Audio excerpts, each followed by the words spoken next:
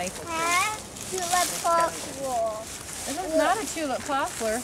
I'm going to give you a hint. This kind of tree will have acorns. Oak tree. Yes, oak tree. This one is a northern red oak. What do you think uses the acorns?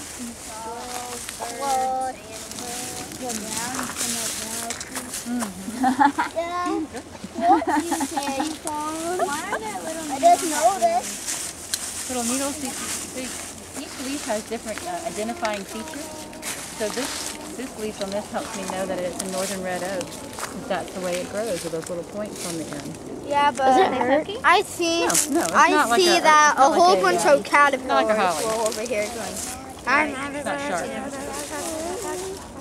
And the ancient Greeks, have you ever heard of those guys? Yes. The ancient Greeks, they would wear oak leaves, and only the people who deserved a great honor got to wear oak leaves on them as they were walking around the town.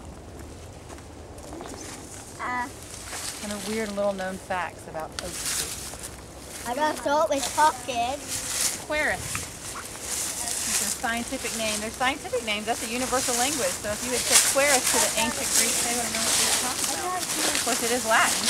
There you go.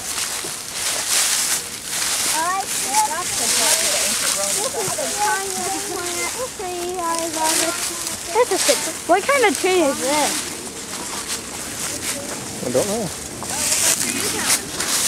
We already talked about it. I can't remember. What's a tulip poplar? Tulip poplar. Yeah, looks like Baby it. one right here? Yeah, I can't tell. Yep, it's tulip poplar. Tulip poplar. You got to remember, that's one of the. I can't tell. I couldn't tell.